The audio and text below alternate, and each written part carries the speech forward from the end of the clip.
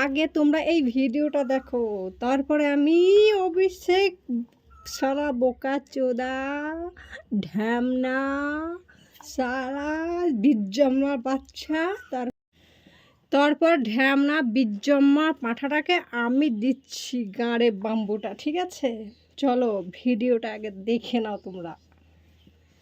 এই মুহূর্তে আমরা দাঁড়িয়ে আছি অভিষেক ব্যানার্জির বাড়ির সামনে। আমার পেছনে শান্তিনিকেতন।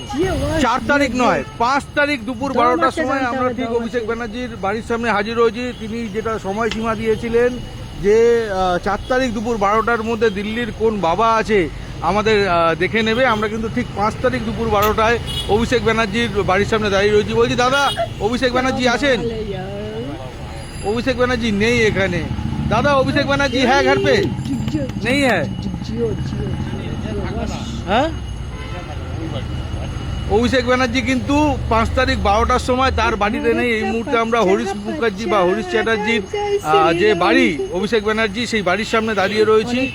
কার্যত এখানে দেখা পাওয়া যাচ্ছে যে সিকিউরিটি রয়েছে কিছুটা, তবে অভিষেক বলছি অভিষেক ব্যানার্জি বলেছিল যে 4 তারিখ দুপুর 12টার মধ্যে দিল্লির কোন বাবা আমাদের বাঁচায় সেটা দেখে নেবে।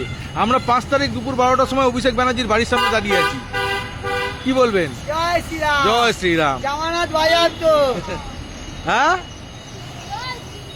একেবারে অভিষেক ব্যানার্জির বাড়ির সামনে দাঁড়িয়ে রয়েছি এবং এইখানে কিন্তু সাধারণ মানুষ তারা ঠিক অভিষেক ব্যানার্জির বাড়ির সামনে দাঁড়িয়ে জয় শ্রীরাম স্লোগান দিয়ে যাচ্ছে।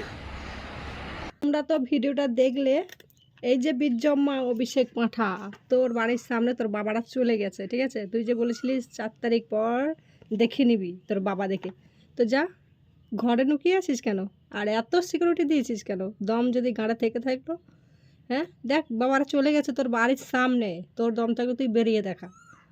ঠিক আছে, খুব হুমকানি দিচ্ছ, ওভেন একবারে ঠেট দিচ্ছ। হ্যাঁ, গাঁড়ে খুব বল হয়ে গেছিলো। যাদেরই খাচ্ছিলে তাদের কথাতেই যেখানে খাচ্ছিলে সেখানেই থুতু ফেলছিলে। হ্যাঁ, খুব মজা মা বেটাই। শালা বাবার তো জ্বর ঠিক নাই। আমি আর কিচ্ছু বলবো না গাইস, তোমরা ধুয়ে দিয়ে যাও অভিষেক বীর্যম্মা পাঠাটাকে। আর এই ভিডিওটা শেয়ার করো প্লিজ, একটা শেয়ার।